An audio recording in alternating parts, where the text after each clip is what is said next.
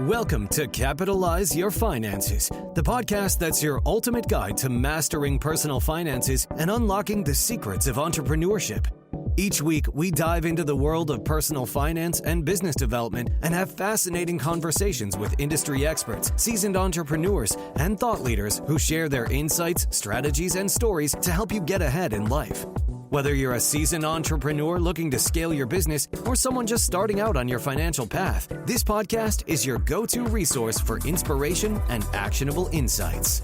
Welcome back to Capitalize Your Finances. As always, I'm your host, Christopher A. Poniotu, certified financial planning professional, the Cap and Capitalize. And on today's episode, we are going to go over a financial discussion on self-employment. But before we do, we got to give you the free tip of the week.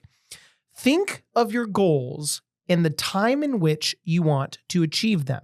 Then take that amount of time and cut it in half. In the short run, you are almost guaranteed to fail given the quickness in which you are trying to achieve something. However, in the long run, you will achieve infinitely more success by compounding onto the next line item of your life. And actually, I was thinking about this this morning when I was brainstorming for this episode. I made the initial mistake early on in my career of setting the goals too high and too extreme, and in some cases comically so. But I'm so glad I did that because in the long run, I have been able to knock out a whole heck of a lot more, as opposed to doing things and taking an unnecessary amount of time. I'm not saying don't be patient when it comes to business or, building your brand or whatever the case may be, but you also have to have a little pep in your step. And especially when you're starting out, it's okay to be discouraged because in the long run, you're going to look back and be very thankful that you did, which really dovetails into the episode. And really, before we get into the belly of the beast here, I want you to know I'm going to give you all these tips and tricks, but it's not like we're going from most important to least important and vice versa. This is in no particular order. And one of the things that I wanted to talk about when it comes to jumping on the self-employment bandwagon is actually the basics of budgeting.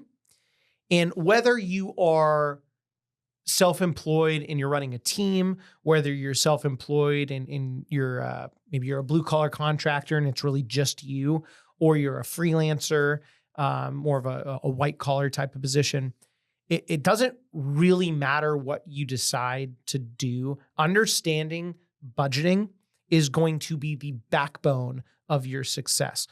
Now,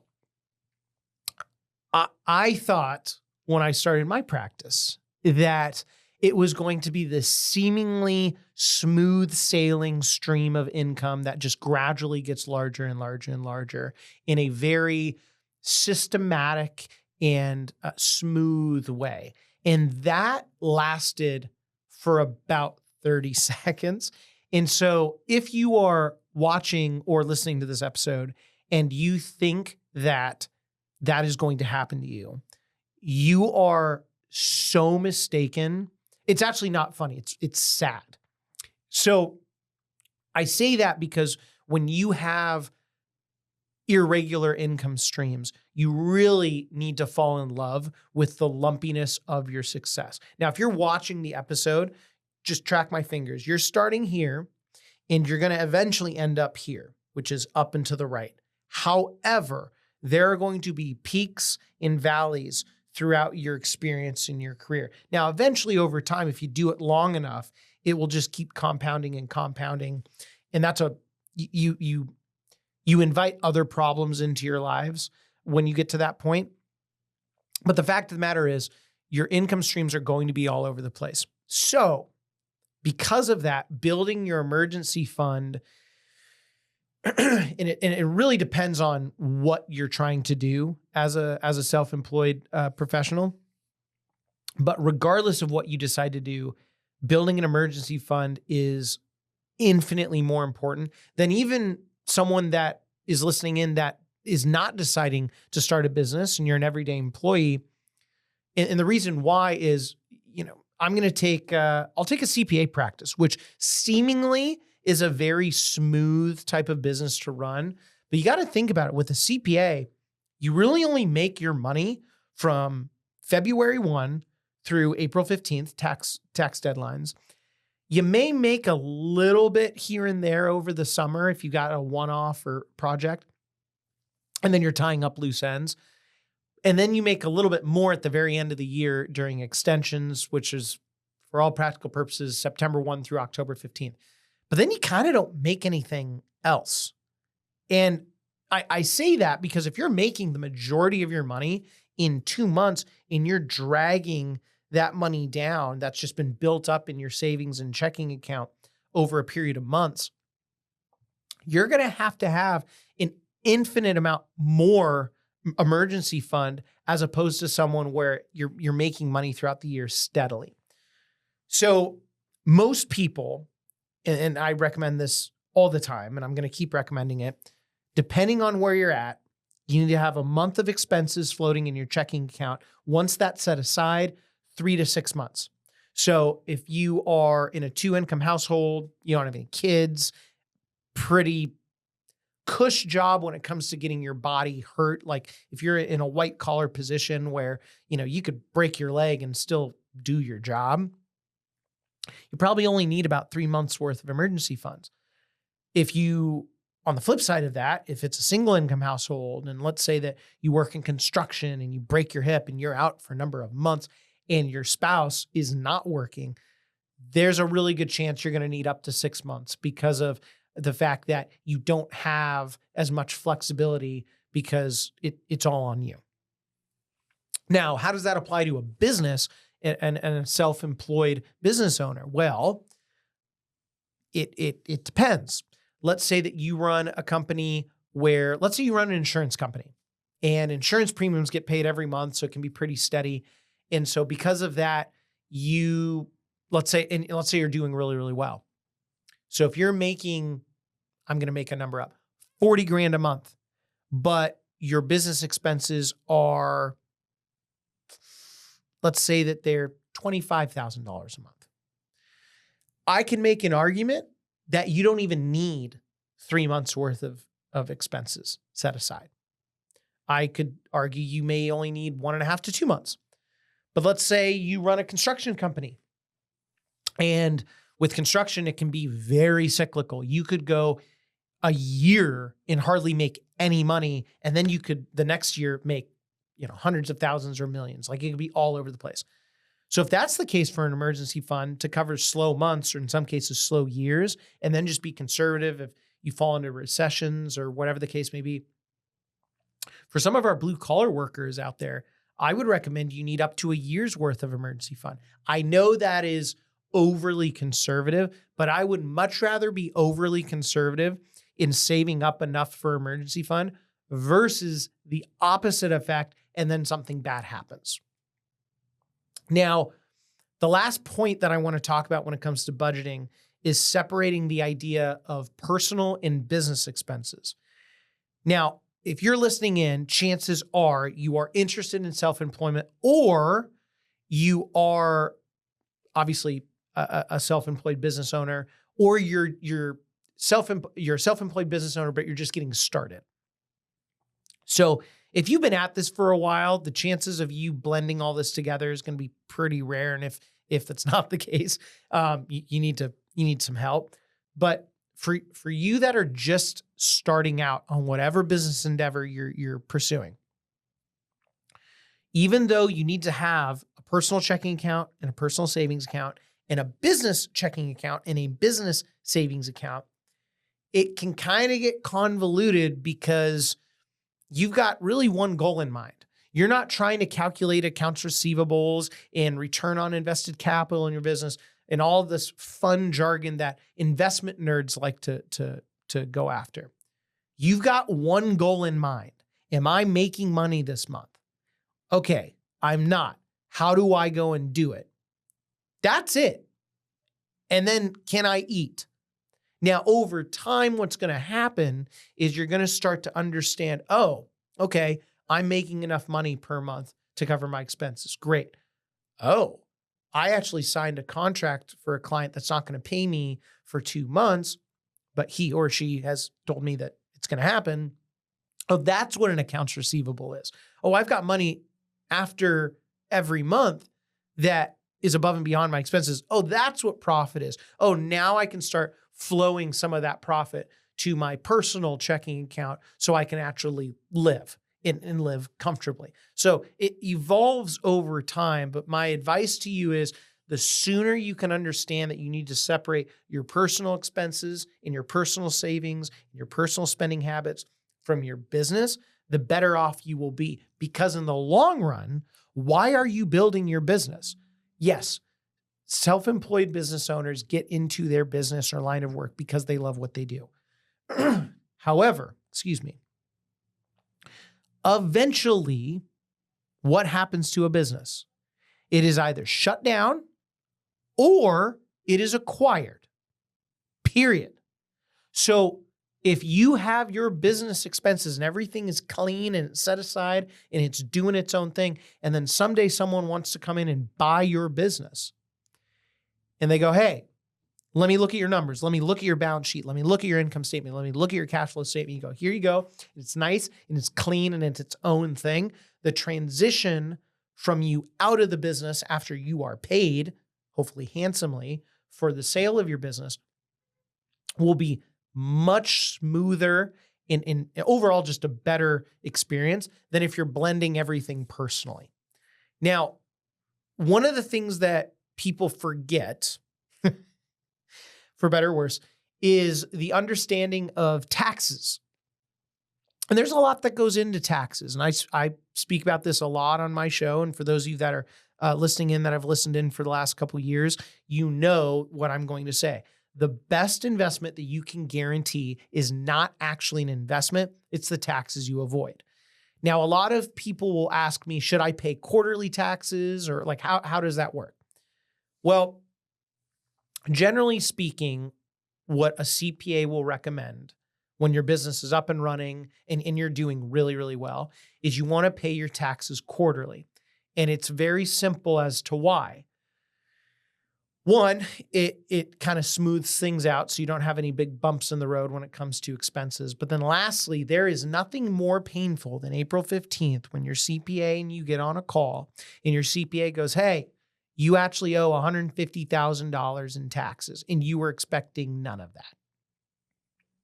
Now, I know that's probably an extreme number.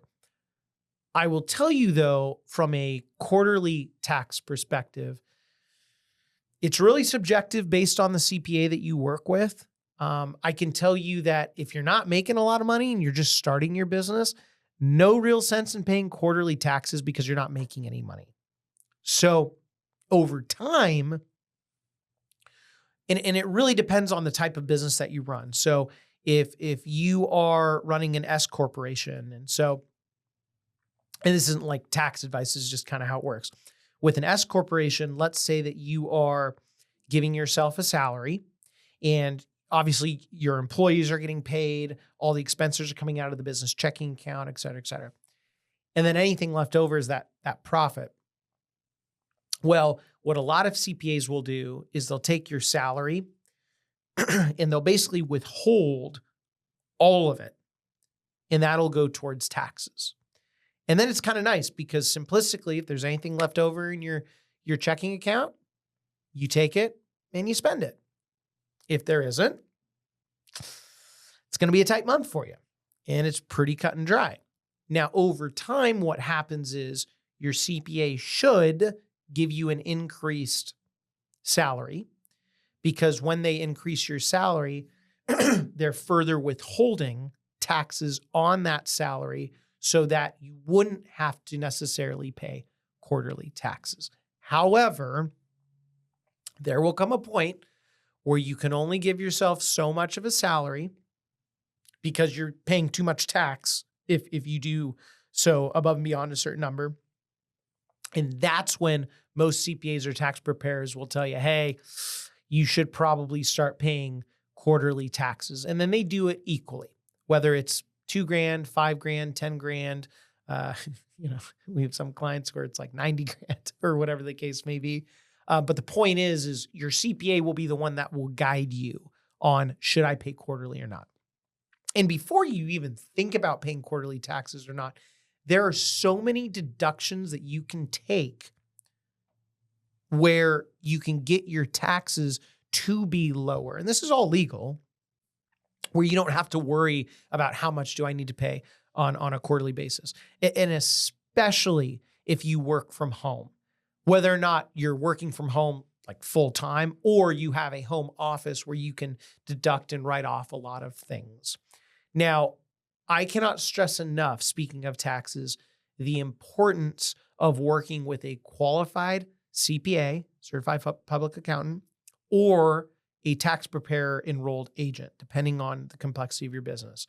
I can tell you if you're just starting out and you got a really straightforward business and it's just you, like there's not a ton of complexity to your life, you could probably get away with an enrolled agent.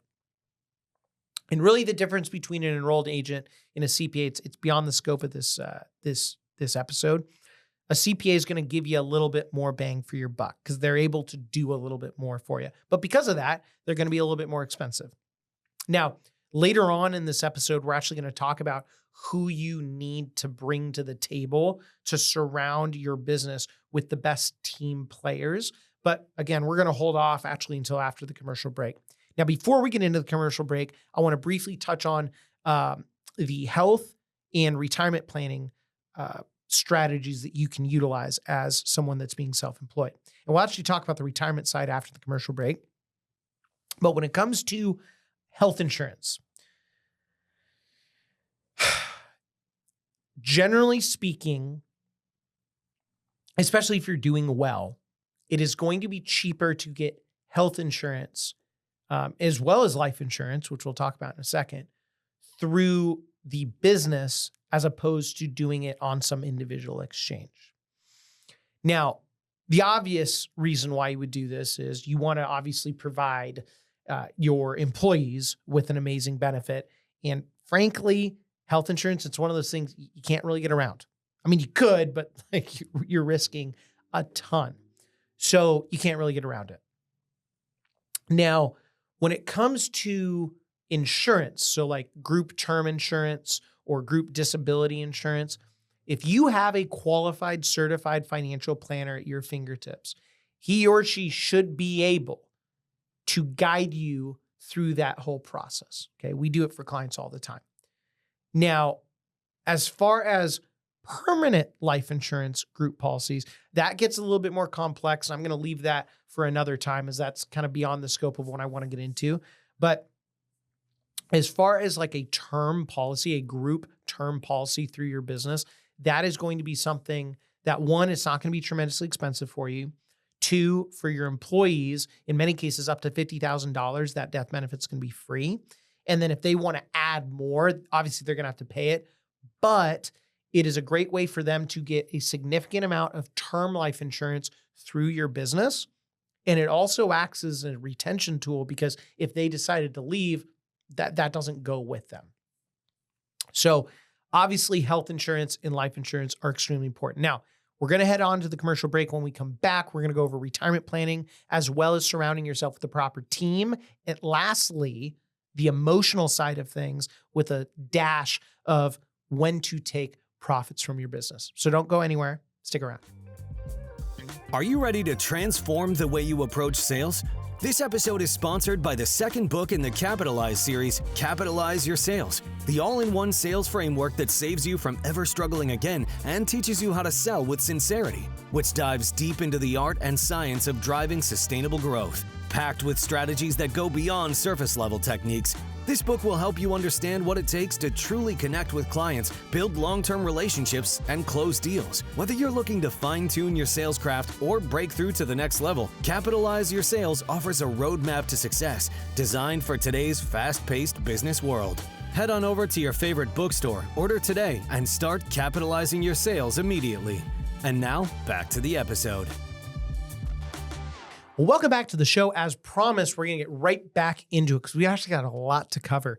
And before we went to the commercial break, I was going to tell you about the retirement benefits of being self-employed and the benefits that you can choose to utilize or not.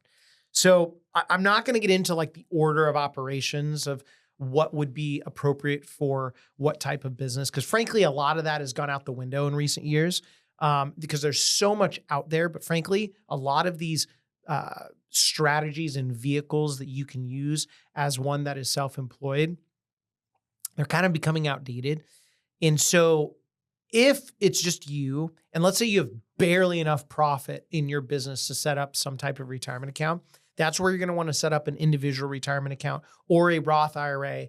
And depending on your tax situation, that's where you consult with your financial planner as well as your CPA or enrolled agent. But in 2025, you're going to be able to put $7,500 in, an additional $1,000 if you're over 50 or over.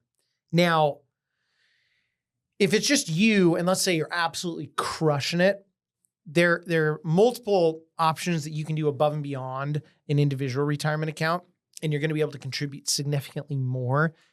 99% of the time, a solo 401k is going to be your ticket. Now, I know I can get some pushback from tax experts and other planners in the industry on this because there is something known as a SEP IRA. However, with a solo 401k, even though you are paying something for it, and generally speaking with SEP IRAs or simple IRAs, which are just simply stupid, not that I have any opinion on it, with a solo 401k, you can get more creative. And if you're bringing on more employees, frankly, it's a heck of a lot easier to administer than any of the other types of strategies that you got out there. Now, being self-employed, and if it's just you, you can really customize your retirement plan as much as you want because you are your employee and then you also are the business. Now, the reason why I'm saying that is there's 3 different ways that you can contribute to a retirement plan. As an employee, you can put in up to $23,500 if you are under 50. And then if you are over 50 in 2025, it's going to be $31,000. But then when you include the employer contribution, which if you've heard of terms of like match, whether it's like a flat rate or dollar for dollar or 50 cents on the dollar or whatever the case is, or profit sharing, which is a kind of an arbitrary lump sum number. When you add all of those 3 up, you could contribute close to $70,000 to your retirement plan in 2025. And the reason why I say that is where, again, I cannot stress this enough, that's where your certified financial planner and your CPA and or enrolled agent come together with you and talk about what is going to be the most optimal route for you to get there. Now, there is a third-party administrator that comes into play, and this is a new player. And that is the company that actually creates the 401k and the administrative documents and all that fun stuff. But your financial planner, your certified financial planner is going to be the one that quarterbacks all of that, or they should be. And if not, you need to find a new one, okay? Also, I don't know if you've noticed, I haven't really used the term financial advisor. Frankly, I think financial advising is kind of dying. Google kind of replaced financial advising pretty quickly. And so I'm under the personal opinion of if you are working with a financial advisor, but they're not a financial planner, you need to find a new one because it's an outdated thing and you're kind of paying someone for a broken business model. But I won't get too much more into that. Now, speaking of your team, you need to surround yourself with the proper team to be successful in your business, because when you are starting a business, the last thing you want to do is get into the minutia of things that will not earn you the best return on your business. So in no particular order, you're going to want to have a certified financial planner. You are going to want to have a CPA or a tax preparer, an enrolled agent. We've already covered those.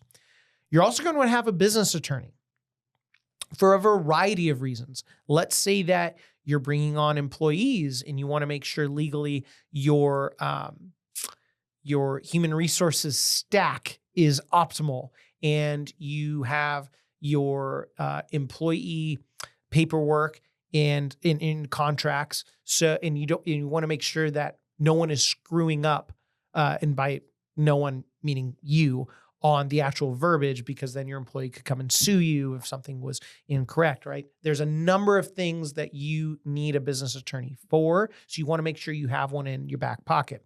Now, this could also mean that the business attorney could be your estate planning attorney as well. We happen to have our business and estate planning attorney it's the same person. However, sometimes people have one business attorney and one estate planning attorney because they just conceptually want to have separate people for different things. There's no right or wrong way with that. But with an estate planning attorney, the reason why you would want to have one is, frankly, if something ever happened to you, you want to make sure your estate is running smoothly so that by the time you are obviously passed, your spouse, if you're married, and or children are taken care of if you have kids, or whoever you want your business and your success, financially speaking, to pass along to. Now, you're also going to want to have a life and disability insurance expert. I could make a strong argument that that should be your financial planner. I can tell you that that's how it is with us here.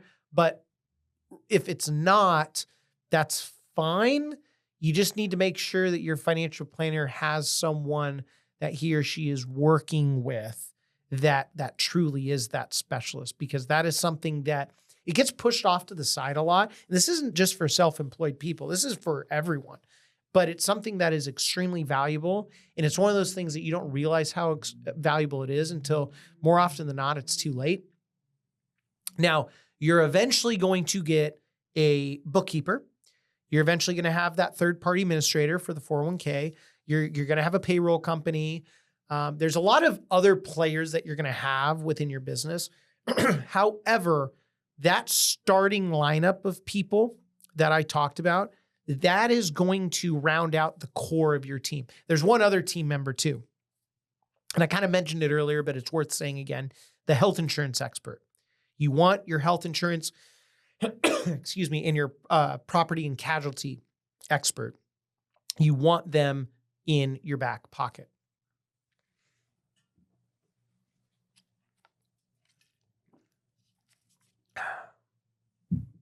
Had to take a little drink. Talking for a living's tough. Now, the last two things I want to talk about before we round out this episode, I want to talk about business investments and then the emotional aspect of self-employment. So, from an investment standpoint, a lot of you, when you start a business, investing outside of your business should not be on top of mind, like for a very, very, very long time.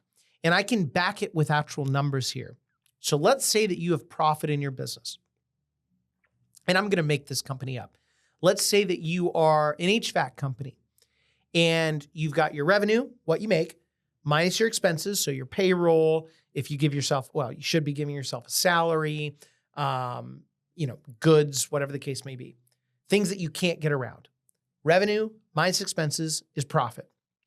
So let's say that hypothetically you have $100,000 of profit at the end of the year and you don't know what to do with it. Now, a lot of financial planners out there will tell you, hey, set up a 401k, we'll take a distribution, and then anything above and beyond that, we'll just go and invest that for you. I don't disagree with the retirement side of things because one, if you are running a successful company, you want to give back to your employees. You also want to get a tax deduction for it, et cetera. However, anything above and beyond that, then it gets a little interesting because a lot of planners will go and say, hey, we'll go and we'll invest the rest for you. Well, first you got to ask yourself that $100,000, what if I spent that in marketing or research and development in my business? And let's say it took me 3 years to get that back. Well, if that was the case, you would earn 33% on your money by reinvesting into your business. Now, is that guaranteed? No. Do you know your business well enough to the point where it should be around 3 years? I'm keeping up with this hypothetical here. Let's say it's yes. Maybe it's a little bit less, a little bit more. Maybe it's even a year or two later and you totally screwed the pooch. Well, that's a margin of safety of, if it takes 5 years, it's 20% return on your money. I can tell you right now, there is not a financial planner out there or some incredible investment manager that can earn that type of return with the assurance that you have within your business. I'm also trying to be compliantly appropriate here. Like, we know that since 1950, there's never been a 15-year period where the stock market has not done a positive number. And we know there's never been a 25-year period where a lot of these long-term investments, stocks, real estate, private equity, lending, venture capital, doesn't really matter. These long-term investments, they try to earn in the long run around 8%. I'm trying to be conservative here with taxes and margin of safety.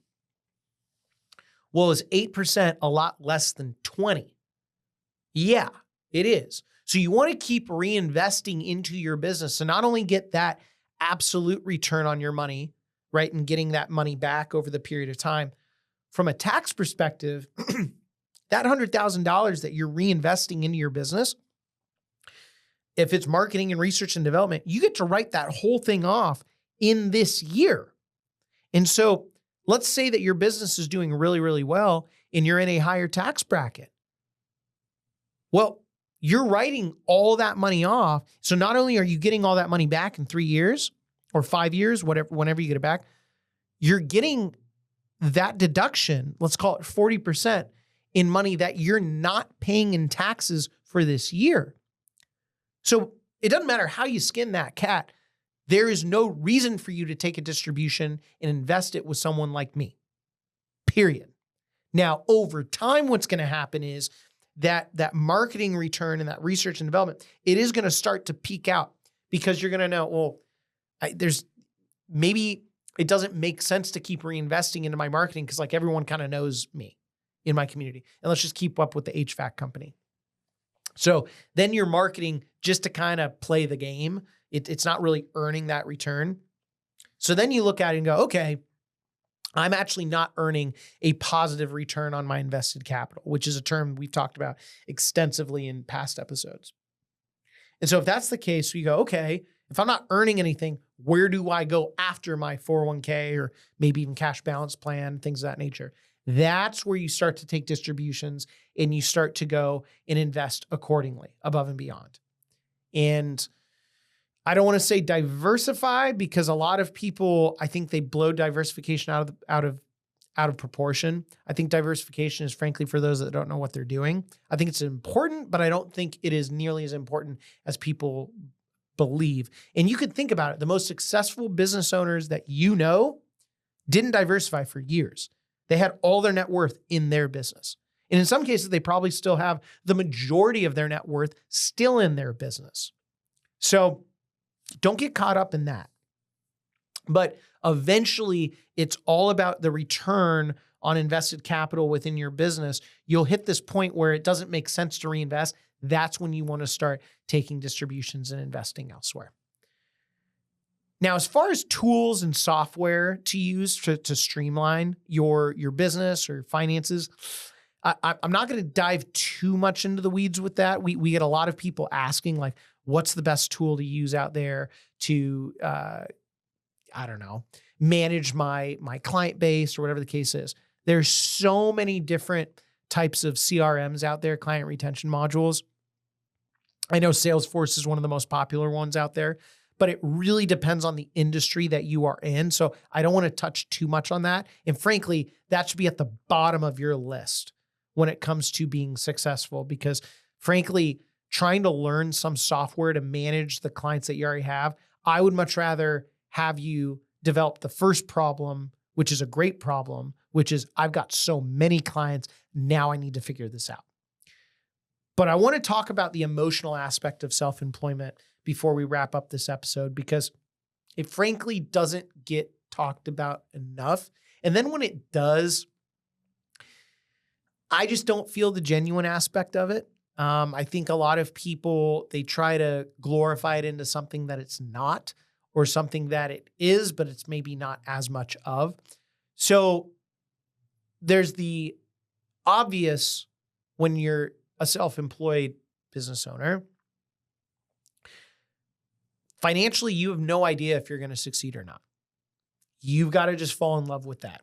And you got to get used to it for a very, very, very long time. It doesn't matter how many business plans you write. Doesn't matter if you do another, like a SWOT analysis. Was it strength, weakness, opportunity, threats? It doesn't matter. It doesn't matter about any of that. What matters is, can you go and earn money at your craft and sell yourself?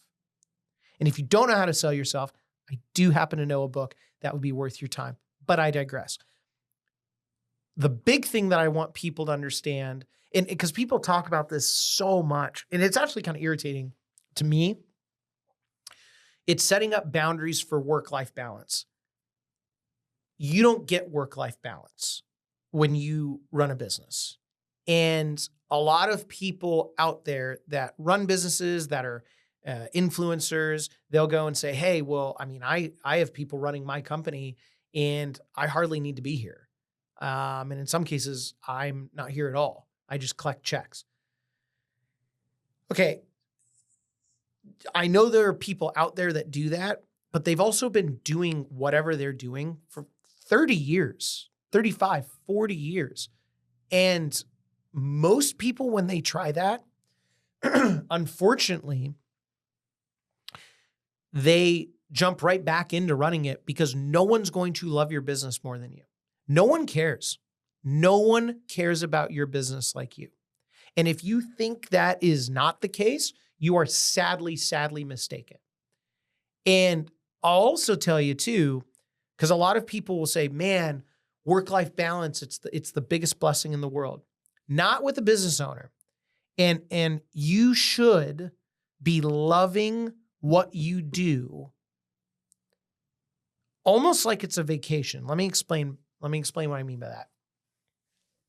So most people, and you know what I'm talking about, when you go on a vacation, let's say you've planned your vacation and you've planned it months in advance. So there's this buildup, the anxiety in a good way. The night before, you're struggling to sleep because you're so excited to go to the airport, which can be, stressful, especially where we're at in the Seattle area. SeaTac is an absolute nightmare.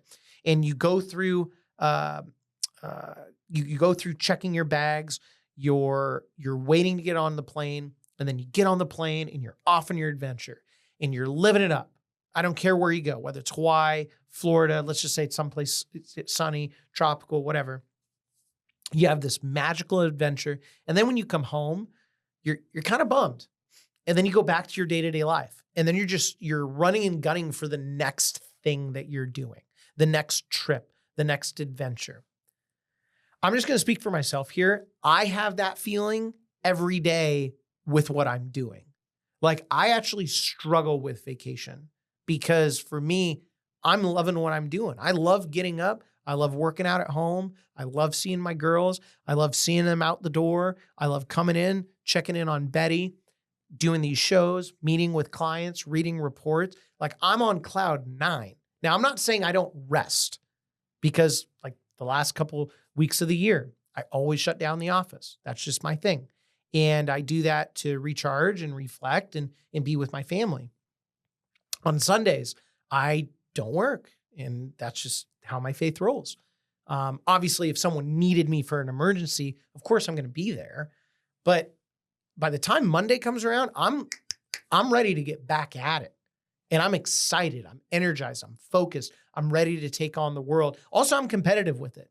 So I know there are competitors out there. I compete with every other certified financial planner out there. And in my mind, I'm going to beat all of them.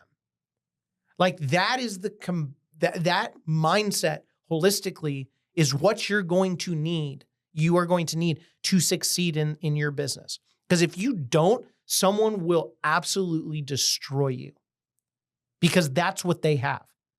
I was meeting with one of my friends about this, I believe it was last month or 2 months ago. It doesn't really matter. And she's starting up a naturopathic nurse practitioner clinic. And she was saying, she's like, I'm actually nervous because I don't have that instinct. My husband has it, but I don't have it. I go, well, you need to develop it because if you go into your business and you're hungry, okay, there are people out there that are in the same line of work, but they're starving. And there's a difference. When you're hungry for business, you obviously want to succeed, but you can go home and you're going to be able to eat. When you're starving and you know that if you don't close this deal, you don't better your business, and you come home and there isn't anything to eat, you're screwed, and you will do anything to succeed. Obviously ethically, but you'll do anything to succeed because you need it. It's not like, I really want to grow my business this year. I need to do this. You need to have that mindset. The ones that are starving are going to beat the ones that are hungry 10 out of 10 times. So you got to get used to having some screws loose, being someone that is self-employed. And frankly, if you can't get to that mental state, self-employment is not for you. And that's okay. Don't feel bad about it. There are plenty of great jobs out there that you can go earn and achieve. But for those of you that are contemplating the self-employment route, or if you are in self-employment and you were just looking for another little tidbit or two on what you need to do financially, and in some cases a lot more, I hope this episode provided everything that you needed and then some. So that does it for today's episode. As always, I am your host, Christopher A. Paniotu. And until next time, keep capitalizing. Take care. As always, thank you for joining me today. If you have questions about today's episode or any personal finance questions, please reach out to me at Cap and Capitalize on Instagram, Chris at capitalizeyourfinances.com, or via our website, capitalizepodcast.com. If you want more Capitalize Your Finances content, head on over to capitalizepodcast.com and check out our blog, free resources, book, and online course. As always, I'm your host, Christopher A. Paniotu, Certified Financial Planning Professional, the Cap and Capitalize. And until next time, keep capitalizing. The information provided should not be considered specific tax, legal, or investment advice and is not specific to any individual's personal circumstances. Each taxpayer should seek independent advice from a tax professional based on his or her individual circumstances. This material was gathered from sources believed to be reliable. However, its accuracy cannot be guaranteed. These materials are provided for general information and educational purposes based upon publicly available information from sources believed to be reliable. The information in these materials may change at any time and without notice. There is no guarantee that any investment strategy will meet its stated objective. All investments involve risk, including potential loss of principal. Examples cited are hypothetical or for illustrative purposes only, are not guaranteed and subject to potential federal and state law amendments. There is no guarantee that you will achieve the results discussed or illustrated. IRA withdrawals will be taxed at ordinary income rates. Withdrawals prior to age 59.5 may also be subject to a 10% penalty tax. Roth IRA distributions of principal from a Roth IRA are tax-free. However, any earnings will be taxed at ordinary income rates, and a 10% penalty tax will apply if withdrawn prior to age 59.5 or within 5 years of the date the Roth IRA was established, whichever is longer. 401k benefits may be subject to change at your employer, the governing pension, or benefit organization's discretion. Diversification strategies do not ensure a profit and cannot protect against losses in a declining market. Christopher Paniotu is a registered representative with and securities and advisory services offered through LPL Financial, a registered investment advisor, member FINRA SIPC. Capitalize Your Finances LLC is a separate entity from LPL Financial. Capitalize Your Finances is not registered as a broker-dealer or investment advisor. CRPS confirmed by College for Financial Planning. LPL Financial California Insurance License number 0518721. LPLIA California Insurance License number 0B91442.